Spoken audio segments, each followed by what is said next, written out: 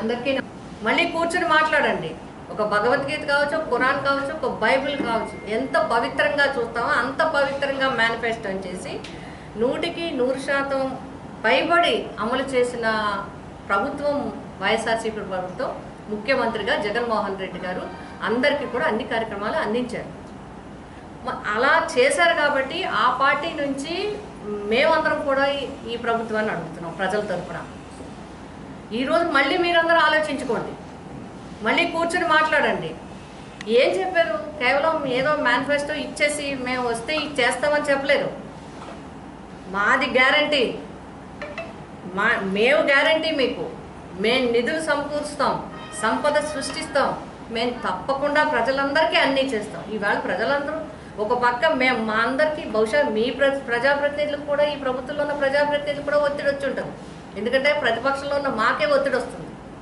ఆ కాలేజీ నుంచి బయటకు పంపేస్తానంటున్నారు, ఈ స్కూల్ నుంచి బయటకు పంపేస్తారంటే వాళ్ళ తరఫున, ఆ విద్యార్థుల తరఫున తల్లిదండ్రులను మేము రిక్వెస్ట్ చేస్తున్నాం, ఆగండి. ఇప్పుడు పరీక్షల టైంలో మీరు ఇలా ఒత్తిడి పెట్టద్దు, పిల్లలు మానసికంగా ఇబ్బంది పడతారు అని చెప్పి మేము వాళ్ళని రిక్వెస్ట్ చేయడం జరుగుతుంది. ఫీజుకి ఒక పక్క ఫీజు రీఎంబర్స్మెంట్ ఇబ్బంది, విద్యార్థులు, తల్లిదండ్రులు, యాజమాన్యాలు, స్కూల్ యాజమాన్యాలు కూడా మాకు ప్రభుత్వం నుంచి రాక విద్యార్థులు, తల్లిదండ్రులు ఫీజులు కట్టక మేమేం అవ్వాలి, మా కాలేజీలకు, స్కూళ్ళు మేము ఎలా నడపాలని ఒక పక్క యాజమాన్యం, ఒక పక్క తల్లిదండ్రులు. మీరు ఇస్తారన్నారని మేము ప్రభుత్వ పాఠశాలలు, ప్రైవేటు పాఠశాలలో పిల్లల్ని చదివిస్తే మీరు ఇవ్వకుండా మేమేదో ఒక పిల్లోడు కట్టుకుంటే ఒక పిల్లోడు ప్రభుత్వం ఇస్తుంది, జగన్మోహన్ రెడ్డి గారు హయాంలో ఇచ్చారు, మాకు వేడినీళ్ళకి చన్నీళ్ళు తోడుగా ఉంది, ఆర్థికంగా వెసులుబాటు ఉంది కాబట్టి పిల్లల్ని బాగా చదివించుకుంటున్నాం. ఇప్పుడు మా పరిస్థితి ఏంటని ప్రజలు ప్రశ్నిస్తున్నారు. మహిళలకి కార్యక్రమాలు ఇవ్వక, అమ్మఒడి ఇవ్వక, స్కూళ్ళు రీఎంబర్స్మెంట్లు ఇవ్వక, ఫీజు రీఎంబర్స్మెంట్లు ఇవ్వక, వచ్చిన మెడికల్ కాలేజ్ సీట్లు వెనక్కి పంపించేసి ఏం చేద్దామని ఈ రాష్ట్రాన్ని, ఎలా ముందుకు తీసుకెళ్దామని ఈ రాష్ట్రాన్ని? పేద ప్రజలకి అండగా ఉండకుండా పేద ప్రజలకు ఇచ్చిన మాటని దూది పింజలా పక్కకు తీసి పడేసే ఉంటే మేము ప్రతిపక్షంగా ప్రజల వెన్నంటి ఉంటాం. ప్రజల యొక్క ఇబ్బందికి మేము అందరం కూడా తోడుగా ఉంటాం. ప్రభుత్వం ప్రజలకి అన్ని ఇచ్చిన వాగ్దానాలు చేసే వరకు వారి వెంట నిలబడి ఉండటానికి జగన్మోహన్ రెడ్డి గారు సిద్ధంగా ఉన్నారు.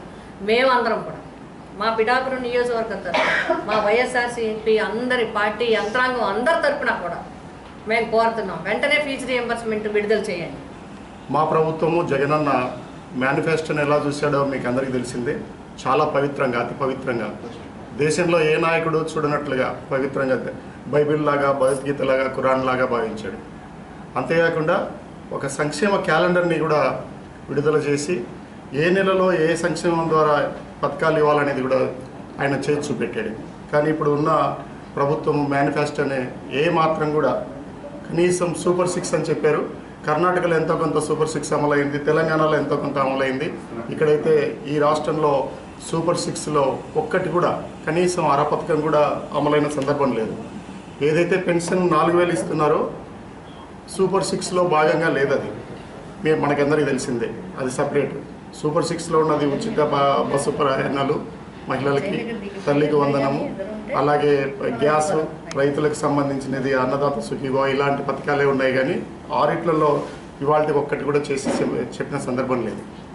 ఎన్నికల ముందే దాదాపు సంవత్సరం ముందుగా ఇప్పుడున్న రాష్ట్ర మంత్రివర్యులు లోకేష్ గారు ఏం చెప్పారు, అన్ని పథకాలకు కూడా ఆర్థిక పరిస్థితిని, రాష్ట్రంలో ఉన్న ఆర్థిక పరిస్థితిని అంచనా వేసే మేము సూపర్ 6 ప్రకటించాము. ఎక్కడైనా మేము అమలు చేయలేకపోతే మీరు మా కాలర్ పట్టుకొని అడగవచ్చు అని చెప్తున్నాను. నేనైతే ఈ పిఠాపురం గడ్డ మీద నుంచి పవన్ కళ్యాణ్ గారికి విజ్ఞప్తి చేస్తున్నాను, గుర్తు చేస్తున్నాను. మీరు చాలా గొప్ప వ్యక్తులు, గొప్పగా చెప్పారు. ఏదైనా సరే ప్రభుత్వం తరపున, ప్రజల తరపున ప్రభుత్వాన్ని ప్రశ్నిస్తాను. ప్రశ్నించడానికే నేను పార్టీని పెట్టాను. భారతదేశంలో అట్లా చెప్పిన వ్యక్తి ఎవరు లేరు. ఇప్పుడు ప్రశ్నించమని అడుగుతున్నాను. ఎందుకు సూపర్ 6 పథకాలు ఇవ్వలేకపోతున్నారో ప్రశ్నించమని అడుగుతున్నాను. మీరు రాష్ట్రంలోనూ దేశంలోనూ మీరు అధికారాన్ని పంచుకున్నారు, కేంద్రంలో పంచుకున్నారు, రాష్ట్రంలో పంచుకున్నారు. బాధ్యతలను ఎందుకు పంచుకోలేకపోతున్నారు అని నేను అడుగుతున్నాను. అందువల్ల ఈ బాధ్యత మీరు తీసుకోవాలా. డిప్యూటీ సీఎంగా మీ పిఠాపురం గడ్డ మీద నుంచి ప్రశ్నిస్తున్నాను. రాష్ట్ర ప్రజలకు మీరు బాధ్యత వహించాలా. కూటమి ప్రభుత్వంలో మీరైతే ఏదైతే చెప్పి ఉన్నారో సూపర్ 6 పథకాలు, మీరు జగనన్న ప్రకటించినట్లుగా ఒక క్యాలెండర్ని ప్రకటించి ఈ నెలలో ఇది ఇస్తాం, ఈ నెలలో ఇది ఇస్తాం, లేదా మీరు చెప్పినట్టుగా చేతులు ఎత్తేసినారా, ఆ విషయాన్ని కూడా స్పష్టపరచాల్సిందిగా నేను కోరుతూ ఉన్నాను. పిఠాపురం ప్రజలు మీరు పెద్ద ఎత్తున పవన్ కళ్యాణ్ గారిని గెలిపించారు. మీరు ఇప్పుడు తేడా చూడండి, 7 నెలల్లో ఏం జరిగిందో, జగనన్న ఉంటే ఏం జరిగేది, ఇప్పుడు ఉన్న ప్రభుత్వం ఏం చేస్తుంది అనేది కూడా మీరు చూడండి. వాళ్ళందరూ కూడా అబద్ధాలు చెప్పి ప్రజల్ని మభ్యపెట్టి ముంచిన ప్రభుత్వంలాగా తేలింది, కానీ ఇది మంచి చేసిన ప్రభుత్వంలాగా ఈ 7 నెలల్లో అయితే జరగలేదు. భవిష్యత్తులో సరే ఎన్ని నెలల్లో జరిగినా కానీ కూడా 4 సంవత్సరాలు 5 సంవత్సరాలు మనం వెయిట్ చేయాల్సిందే తప్పదు. కాబట్టి ప్రజలు మోసపోయారనే విషయాన్ని మరింతగా గుర్తు చేసుకోవాలని, వాళ్ళకి తగిన బుద్ధి చెప్పాలని కూడా నేను ప్రజలకు విజ్ఞప్తి చేస్తున్నాను.